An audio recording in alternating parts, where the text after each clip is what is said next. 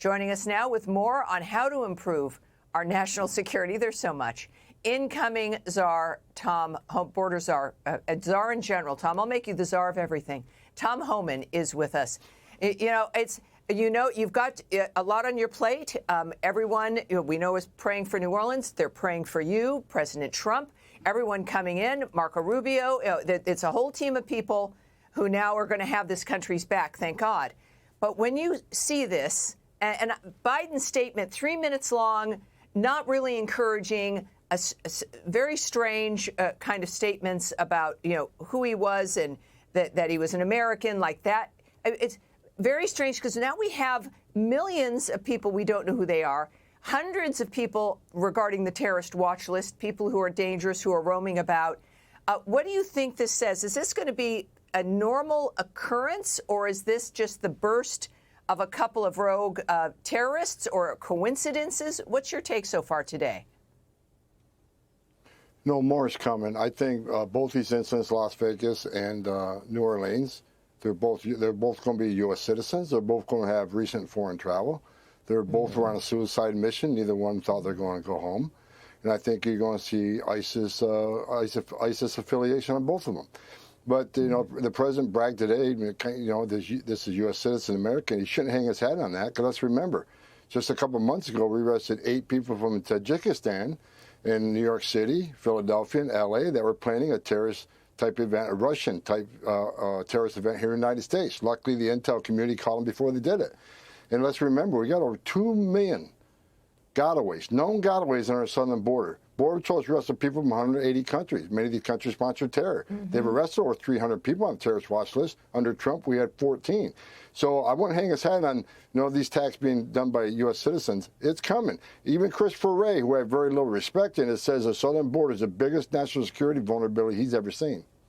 Also just the fact, the inspiration of it, right? I think that was the Al-Qaeda magazine name, right? Is that it's an inspiration for people. And when just the fact that there seems to be no one at home, no matter who you are or where you're coming in from, it inspires the bad actors. It's like, if you want to get something done now, this is the time to do it, because no one's at home. And Trump is coming in 19 days. And that seems to be something that people, the bad guys, are concerned about, as they should be. Well, look, they've been emboldened. Look what this administration done. First of all, they relaxed the sanctions against Iran, gave them billions of more dollars so they can fund terrorism. Well, you see marches down New York City, the streets of New York City, on the college campuses of people carrying ISIS flags and asking for the death of America. And we allow this stuff to happen. This administration took a weak stance on this stuff. And the southern border, I'll mention it again, tomorrow, I guarantee you, this week they're going to continue to release thousands of people from the southern border, either through the CBP-1 app, or they're going to fly them in from Cuba, Nicaragua, Venezuela, and Haiti to the CHMV program to our airports. Then Border Patrol is going to release thousands of more. Nothing's going to change tomorrow. This administration is not taking action against the criminal cartels, the terrorist organizations, or trying to secure our southern border. You can't have national security if you don't have border security. I don't know. I don't understand why they don't get that. I mean, it's common sense. And this is, people are thinking about, the nature of who comes across the borders. You've mentioned, there's dozens of other countries other than Mexicans, the OTMs as they call them, from China, from Tajikistan, right, Cuba, and we're flying them in. It's a remarkable statement without any vetting at this point. It's almost like a deliberate, unforced error. Like you want this dynamic in here, and it's frightening. What will be some of the first day? We always wonder what the President Trump will do on his first day. For you, what is your first day agenda? What are the first things you need to get rid of and do, like the app and dealing with some of the elements with the border? What's on your first day agenda? First week, first day? Well, I think day one, President Trump's going to secure the border. I think at the same time he secured the border, and we're going to do that by ending these ridiculous programs. You need to end CHMV. You need to end the CBP-1 app the way it's being used now, and catch and release. If you cross the border illegally, you're going to be detained, either that or removed.